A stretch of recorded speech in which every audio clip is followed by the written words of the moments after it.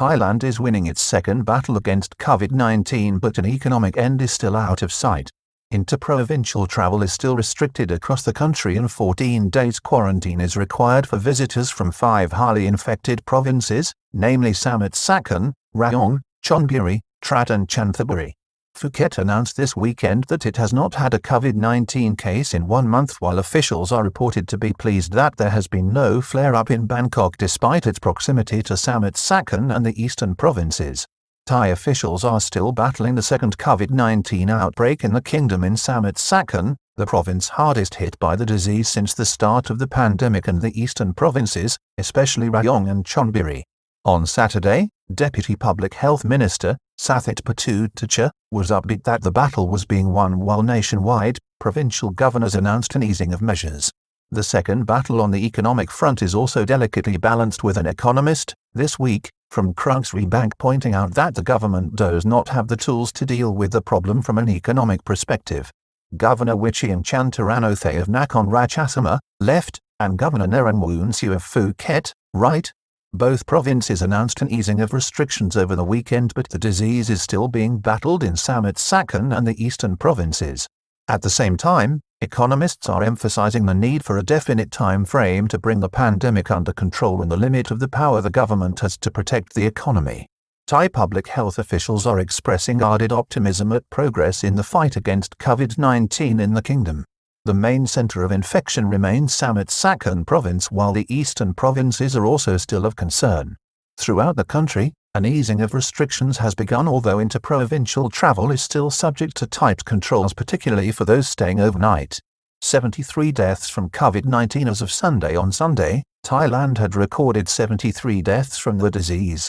The latest was a 73-year-old woman who picked it up from a family member in Samut Sakhon.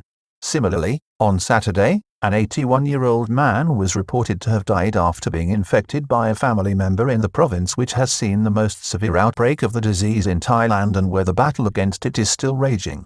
On the same day, the Deputy Public Health Minister Samut Sakhon, who has been active in coordinating the response in the eastern provinces, particularly in Rayong and Chonburi, suggested that there may soon be justification for lifting tight restrictions in these provinces as the daily infection toll was starting to decline.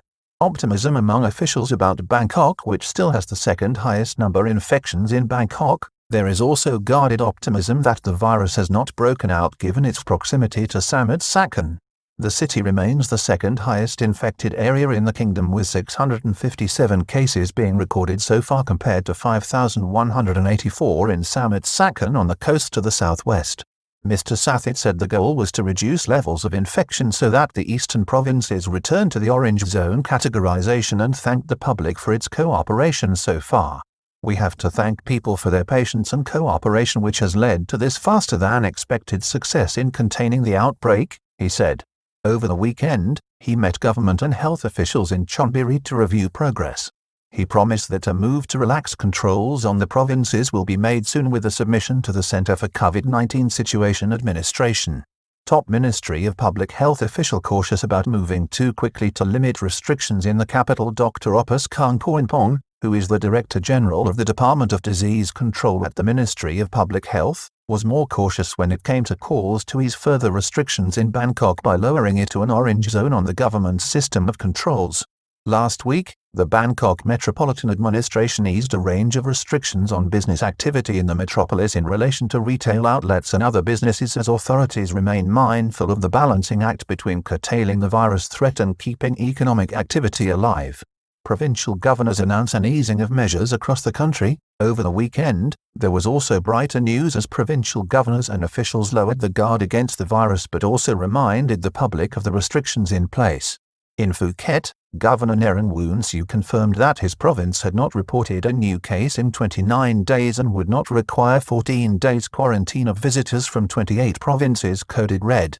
However, visitors from Samut Sakhon, Rayong, Chonburi, Trat and Chanthaburi would still need to be quarantined.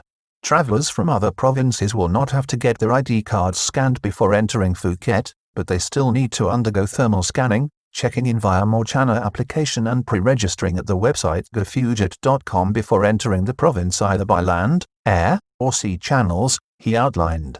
People from 28 provinces declared as red zones by the Center for COVID-19 Situation Administration due to the high number of infections, will not need to undergo mandatory 14-day quarantine before entering Phuket.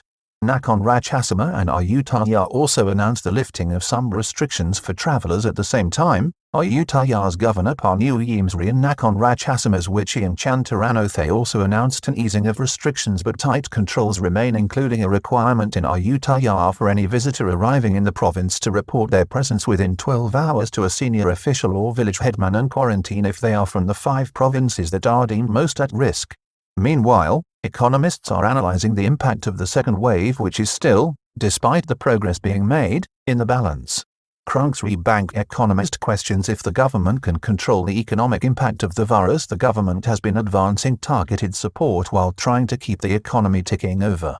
At a seminar in Bangkok last week, Somproin Manprasit, chief research economist with Krungsri Bank, observed that it was the poorer people living in urban areas in Thailand who are suffering the most due to the latest wave, with reduced business activity, working hours and income. He was skeptical that the government can manage the situation facing the country even with the best intentions. The government does not have adequate policy tools to deal with the COVID fallout, he warned. Bank of Thailand director concerned about the extension of the pandemic and foreign tourism. The seminar heard from Bank of Thailand senior director, Chayawadi Chayanant, who accepted that Thailand is now facing a K-shaped recovery from the pandemic, but said the government's role would still be decisive. The recovery will be a K-shaped, not V-shaped, but if government measures are effective, it will be close to a V-shaped recovery, she explained.